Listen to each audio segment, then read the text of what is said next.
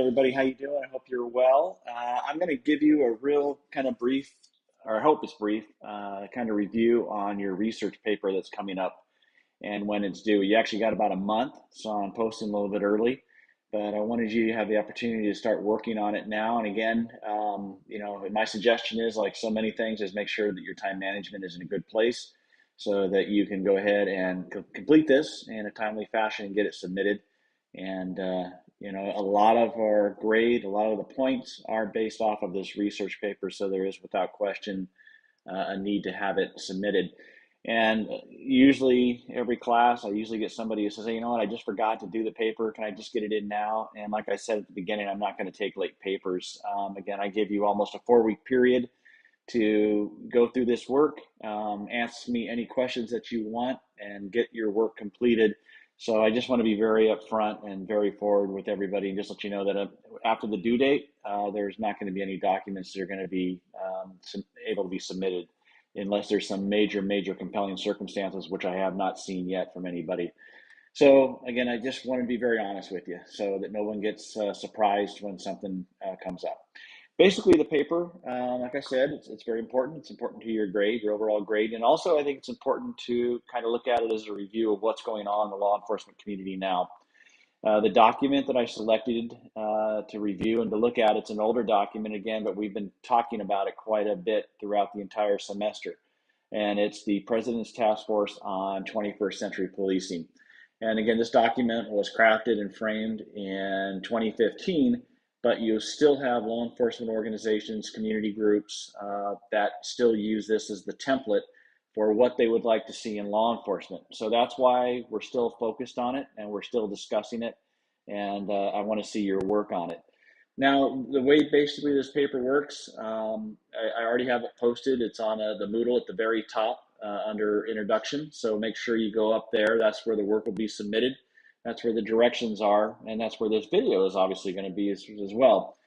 When you look at the document, which is already listed, it's in the Moodle as well. So you have two documents that are there. You have the 21st Century Task Force on Policing. And then I also went ahead and posted an APA exemplar, which you'll see in a second why that's important to you as well. But basically, what I want you to do is review that document, and you're going to see 6 pillars that are in there. And I'm going to talk about that in a second as well. Now, out of those 6 pillars, I want you to choose 2 of those pillars. And again, I know that the document is a very long document. It's up to 100+ pages. I don't expect you to read all that and analyze all that, but what I do expect you to do is look at 2 of the pillars, pick 2 subjects that are interest to you, and then I want you to pick a story, a relatively new story that's occurred in the law enforcement community, and it can be anything. It can be good or bad. It could be a use of force incident you know about. It could be a shooting incident you know about. It could be, a corruption scandal in law enforcement, similar to what we showed and talked about in the class. Or it could be something positive. It could be about the use of new technology, the implementation of body-worn video. It could be about the implementation of new crime fighting strategies to use analytics. Whatever it is, pick a subject that you can find, and then again relate that to the pillars in 21st century policing.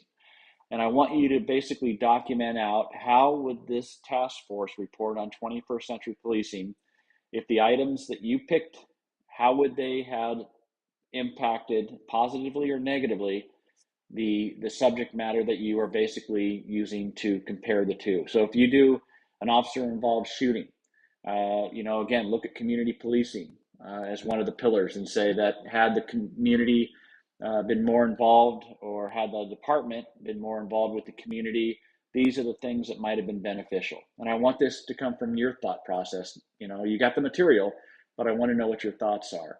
If you pick an article about body-worn video, then I want you to pick a pillar, which would probably be technology, and I want you to talk about how this technology that was been identified in 21st century policing and how the implementation of body-worn video has impacted law enforcement as a whole. What has it done positively? What has it done negatively?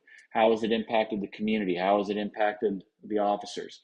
So that's really it. In a nutshell, what I'm going to be looking for. Now I'm going to pull up a couple of documents. So the first one you're going to see here It's basically the document that you're going to be working off of. So that's the cover of it. It's the President's Task Force on 21st Century Policing. Now the pillars that we talk about, they're right there. You have pillars, again, you're picking two of these pillars. It could be building trust and legitimacy. It could be policy and oversight. It could be technology and social media. It can be community policing and crime reduction. It could be training and education. It could be officer safety and wellness. And I realize too that the event that you pick to compare this document to, it can be anything in the news. It can be anything in the past, that you've studied or looked at in before, or it could be anything out of the material in our textbook that we have looked at. Again, we've gone through almost, by the time this is going to get turned in, I think we went through almost the entire textbook.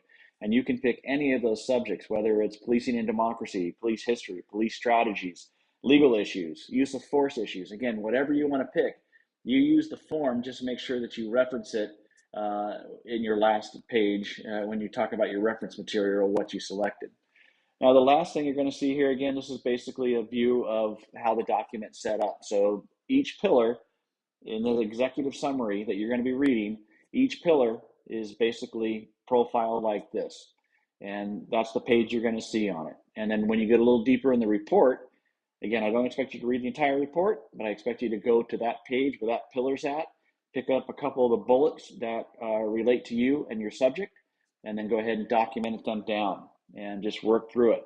Now, what the report is going to be and how long it's going to be, I'm looking at 7 to 8 pages. Obviously, if you cut it short, your score is going to reflect that. So if you can get between 7 and 8 pages of double spaced work, that's what I'm hoping to get. And again, this is in the APA format. And the reason I have chosen the APA format, and I don't know if you used it, you may have used it in other classes. The reason I like it is because it basically sets up how a report would look for something that you might do outside of academia, something that you might do even for law enforcement, you might do somewhere in the criminal justice system. And why I say that is because it basically gives a title. It lets you express out what exactly you're researching, how you're researching, and then it gives what's known as an abstract. And an abstract is basically a very brief paragraph that talks about what you're going to do. So it could be today, during this document, I'm going to be looking at technology, pillar number 3, on the President's Task Force, and I'm going to be discussing how that relates to an article or a document that I read related to body-worn video. That would be it. And then you would go into the actual report itself, which again, you might look at about 5 pages of double-spaced work there. And then your last page is going to be a reference page. And the references are going to be whatever documents you use, whatever information you gather, however you gather it. And then it's also going to be correlating back to the President's Task Force on 21st Century Policing. So that's it. Again, good luck with it. Do well. Any questions, any concerns, don't hesitate to reach out. I'm happy to help you in any way. But remember, you have about 4 weeks to do this. I know one of the weeks, I think it's a dark week, but you have 4 weeks in any case. And again, you're going to be looking at 7 to 8 pages.